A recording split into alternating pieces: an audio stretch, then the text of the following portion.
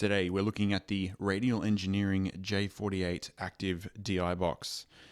The absolute sturdiness of this pedal can't be understated. You could throw this under a car or a large industrial mining vehicle and it will come out unscathed. What it's designed to do is to take your unbalanced instrument on the front here on the input, so your guitar, your piano, your microphone, keyboard, anything goes in the front here on the input, and then the congenerator does its workings on the inside, and on the output you get your balance signal. So your interface, your computer, your mixer gets a nice, not noisy signal so you can get the best out of your recording. So what we're going to do today is get some close-ups of this thing so you can really get a insider look into all the functions on this sweet unit. Alright, first we've got our inputs. So the input's going to take your guitar lead, it's going to take your keyboard, it'll take your microphone. Straightforward, and then it makes it into a balanced signal for your interface or mixer. Next we have our through, and that is to send a signal to an amplifier or an external mixer. So while you're recording, you can have all your effects playing at the same time, but keep in mind they're not recorded though. The merge turns our through into an input, so you can have a left and right. You would use that in stereo applications, would be probably one of the more simpler examples. And it comes out as a mono signal though, of course, because we only have one output.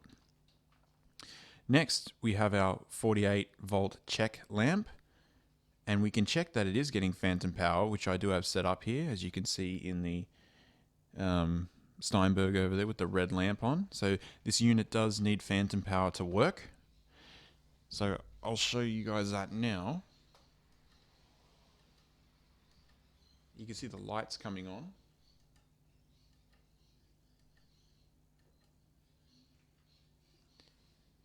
And all that is pressing the low cut button on the back, and we can see that the unit is working perfectly with the phantom power that's being fed into it.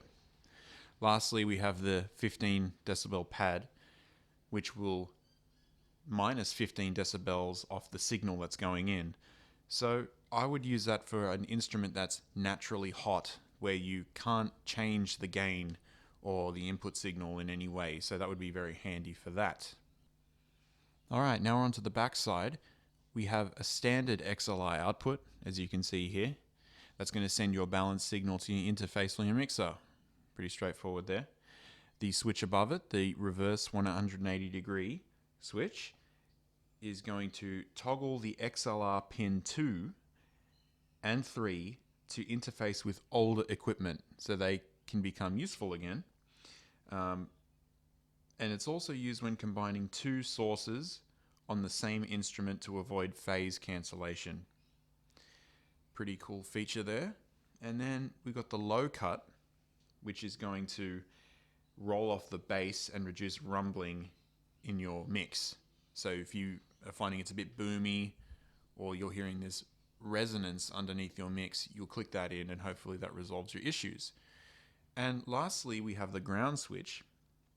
And you depress this if you're getting some noise or some hissing, some humming, and because that could be due to ground looping in the unit or some things that are plugged into your unit. So that's the rundown of the J48 by Radial Engineering. This thing is so simple to use. If I can figure it out, you guys can figure it out. A caveman could figure this thing out. But I think that would end up throwing it at a gazelle rather than figuring it out for what it is. The thing to take away from this though is that it does need phantom power, so don't expect this to work unless you have it, because it doesn't. There's no signal that comes out. And it's also a little bit expensive for those people who are a bit on the edge about the price. It says here on the side of my one that I paid $339. Who knows how I paid that much? But in Australia, everything is so much more expensive.